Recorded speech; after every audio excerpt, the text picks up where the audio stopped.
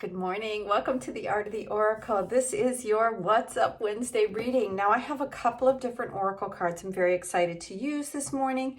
One is for the love of dragons, and the second one is sacred mothers and goddesses. Really drawn to this energy. I'm feeling this divine feminine energy coming in. How are you all doing this week? I hope you've enjoyed the reading so far.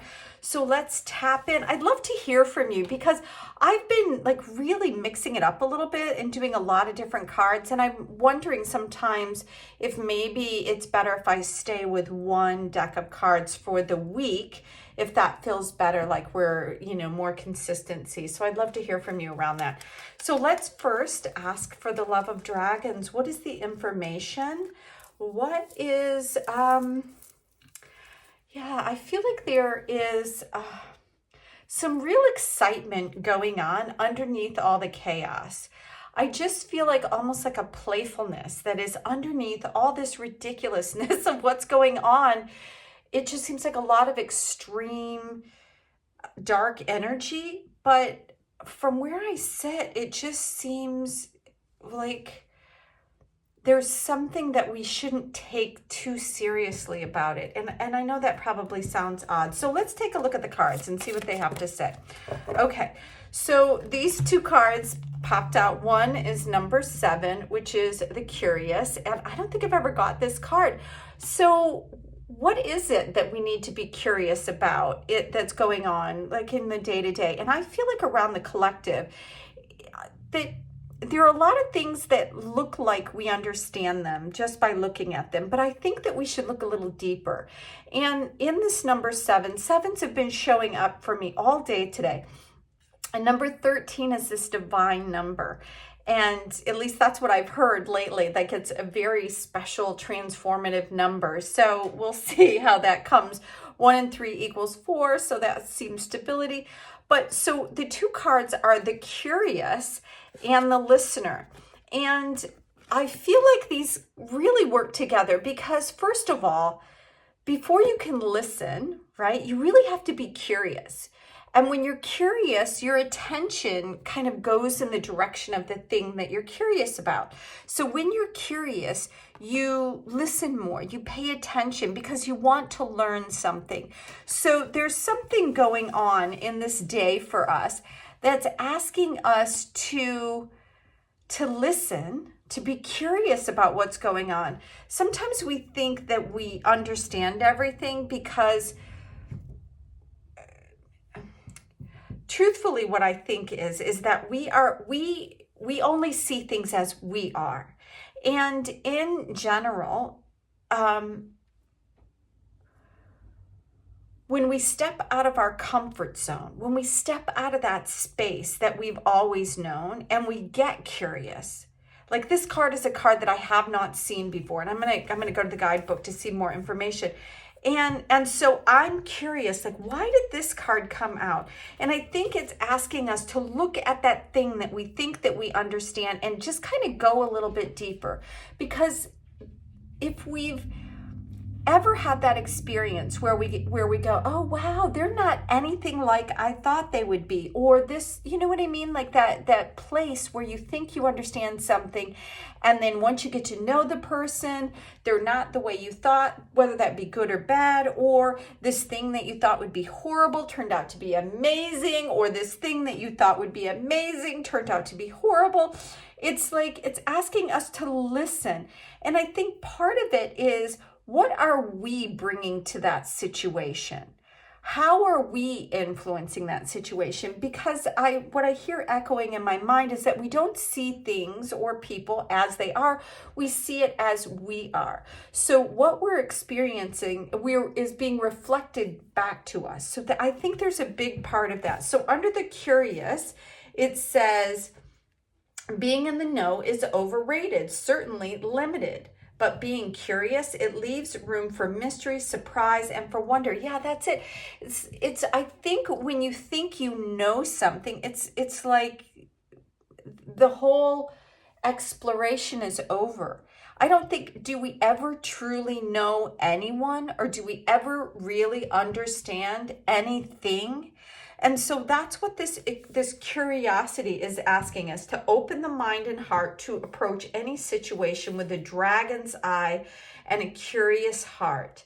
And then it says, in doing that, you can see what others cannot. And I think that that's what this time is asking us. It's like all the things that we think that we know, that's what's going on in the political system and even in our life and with our family, with our job. There's more to that. It's like we have the ability to create whatever it is that we want. And by being curious about why something is happening, or what is this thing trying to teach me, that maybe there's more to something than we think it is.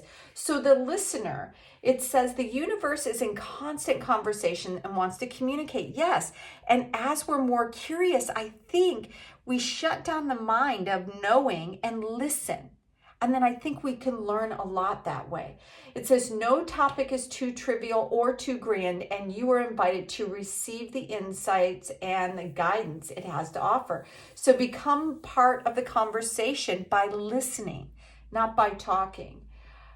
Let's see what else it says. It says clear the mind so the conversation can begin. Listening is a type of invocation. I did hear somebody talking about it today, about how hard it was to really just listen to their breath and the importance in doing it. So let's go to the Sacred Mothers and see what beautiful information. Okay, I'm going to go with the one that popped up here, which is Kali. Oh, wow. And we have Isis. So I'm going to take both of these. So so we have number 17, endings and beginnings, and icings. That's interesting, like icing on a cake. Isis, which is sacred unions and relationships. So isn't this interesting? We have curious and listen, which is kind of two parts of the same thing. Be curious, but you have to listen to what's going on. And then we have endings and beginnings. It's like as something ends, a new beginning unfolds. Sacred unions and relationships. As a union comes together, it creates a relationship.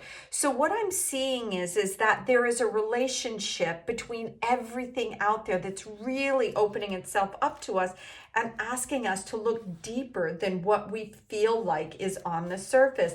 And in this Kali card, the message is, it says, do not fear the dark, as it holds the secret for release into freedom and greater knowledge. There is no bigger force than a mother protecting a child. So you will be giving the strength to let go of whatever you need to let go of, and to transcend into a new chapter. There may be something or someone that you really need to let go of. So make room for what truly wants to come forward on your path. And it's by seeing that, by being curious as to what it is that is in your life right now, how you feel about it. Like really ask yourself, what's going on here? How do you feel about that relationship? Is it time to let that relationship go so something new can step in? But it's also asking, like, how am I creating what's going on in those relationships? How am I and my beliefs kind of navigating what's going on? So then we also have this beautiful Isis card here. And the thing, you have the Eye of Horus, which is knowledge here. You have this Ankh sign here. You have here, again, this beautiful flower in the third eye. This is about really embracing this feminine energy that's trying to come in for us. The sacred mothers and goddesses have so much to offer us, but we have to listen. We have to be aware. We have to be curious as to not just what the male voice is saying, but also what the feminine voice is bringing in. So with the Isis, the message here is really about relationships. What is the relationship between listening and curiosity? What's the relationship between endings and new beginnings? What's the relationship in these sacred unions that are happening in and all around you? It says you have the magical power to heal yourself and others. Strengthening your relationship will help you expand into who you are meant to be. So I think this is a very empowering card. It's really asking you to kind of listen and to realize that there is a sacredness about you, and don't be afraid to step into that. It says, learn the sacred dance of living deeply and loving fully. Learn to meet your own needs rather than relying on somebody else to do that. And then when you do that, it frees everyone for a healthier, more nurturing relationship. So in this curiosity and this listening, and how I started this whole message by saying that, we can impart and change the way a situation really is by what we're bringing into the situation. So if you see every relationship as sacred and there's something offering it to you, and if you can recognize that there's a lot of power in the way that you're viewing it, and see how you are manipulating. And I know that's kind of feels like a harsh word, but I don't mean it necessarily in a bad way. I mean that our thoughts, our energy is changing the way situations are unfolding for us. And it could be unfolding in a beautiful way, or it can be unfolding in a challenging way. So recognize that you have that kind of sacredness about you to create a union with all of the experiences that you have. And if something isn't working out quite the way you want it to, you have the ability to magically kind of step into this sacred energy of knowing that your energy and the other energy that you're experiencing has a relationship. So listen, be curious as to why you're experiencing the things, why you're letting go of certain things, why things are coming in. And then life becomes this beautiful dance. It's like a game. And it's an opportunity for you really to explore things in a completely new way. So I hope you would like this message. It's a very, very beautiful message. So I'm super excited by the cards that came out, and I hope you enjoy it as well. It's a little bit longer than I thought it was going to be. But until Thursday, I hope you have an amazing day. Bye now.